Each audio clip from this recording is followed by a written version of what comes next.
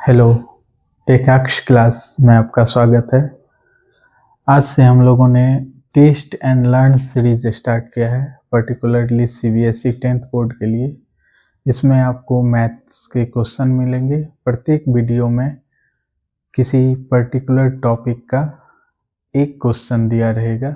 बहुत ही short video होगा। आप वीडियो खोलें और अच्छे अच्छे क्वेश्चंस रहेंगे, सेलेक्टेड क्वेश्चंस रहेंगे, उन्हें ट्राई करें पॉज करके वीडियो को।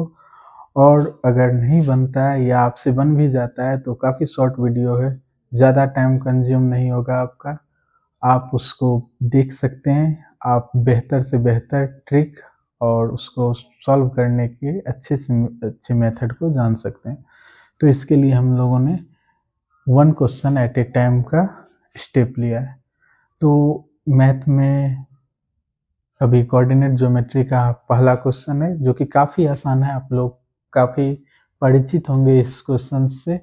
इस तरह के क्वेश्चंस फ्रिक्वेंटली आते भी हैं और इसमें आपको पूछा जा रहा है, दिया हुआ है, so that the points 1, -1, 5, 2 and 9, 5 are collinear. तो ये 3 पॉइंट्स को दिखाना है कि आपस में कोलिनियर है।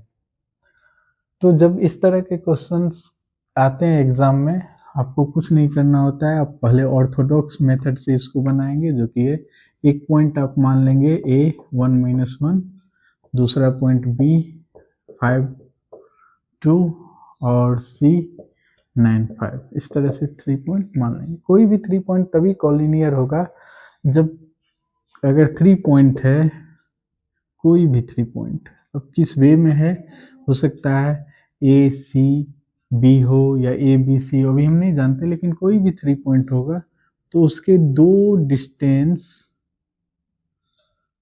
का सम अगर तीसरे डिस्टेंस के सम के बराबर हो जाता है तभी वो कॉलिनियर होगा, स्ट्रेट लाइन पर होगा। अगर ए बी प्लस बी सी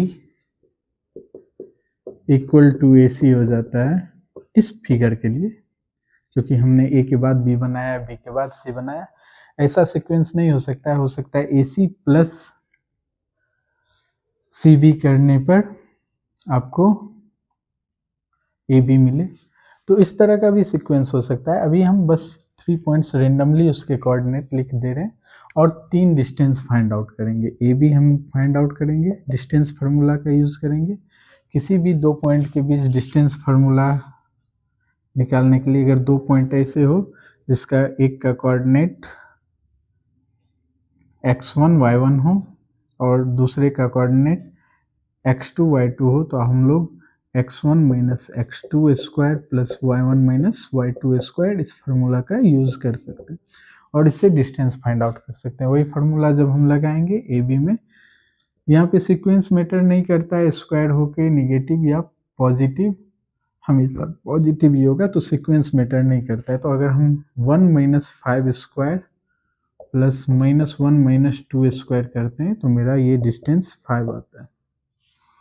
फिर हम बी सी निकालने के लिए अगर प्रोसीड करते हैं तो कुछ इस तरह से 5 - 9 स्क्वायर प्लस 2 - 5 स्क्वायर, ये भी मेरा 5 आया। और अगर हम ए सी निकालते हैं तो ये मेरा 1 - 9 स्क्वायर प्लस -1 - 5 स्क्वायर, ये मेरा 10 आया।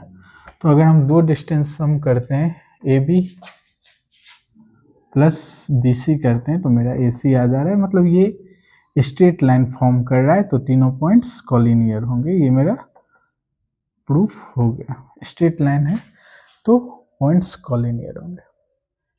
हमें बनाना इसी मेथड से है, क्योंकि area of triangle find out करने का फॉर्मूला जो है वो सीबीएसई 10th के सिलेबस में नहीं है, तो इसी मेथड से, ऑर्थोडॉक्स मेथड का यूज़ करेंगे और बनाएंगे। लेकिन अगर हम इस क्वेश्चन को ट्रिक की मदद से बनाना चाहे, एरिया ऑफ ट्रायंगल कंसेप्ट का यूज़ करना चाहे, देखिए क्या होता है।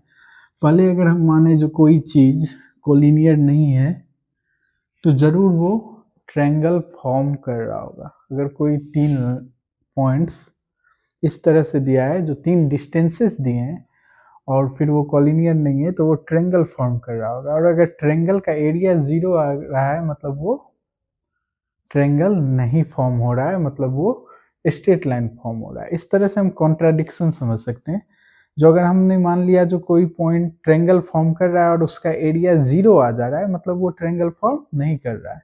और तब क्या वो फॉर्म कर रहा है? Straight line. इसी कंसेप्ट का यूज करेंगे हम पहले मानेंगे जो A B C forms triangle.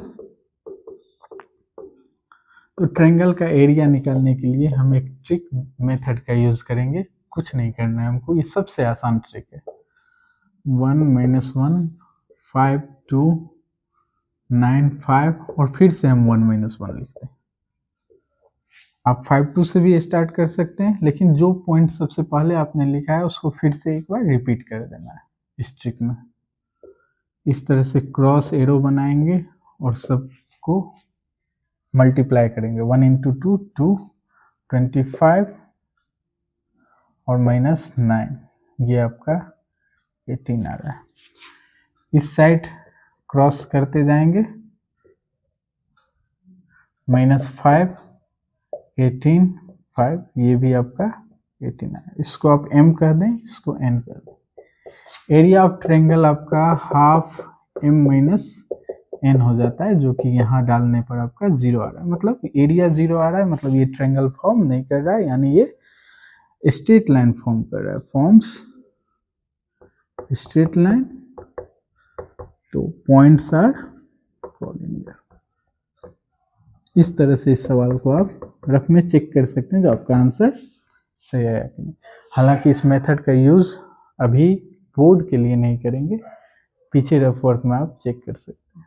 इसी तरह के क्वेश्चंस आते रहेंगे। आप वीडियो पॉज करके जिस तरह आपको गाइड किया जा रहा है उस तरह से आप वीडियो पॉज करके उसको अटेम्प्ट करिए और फिर अपनी तैयारी जारी रखिए।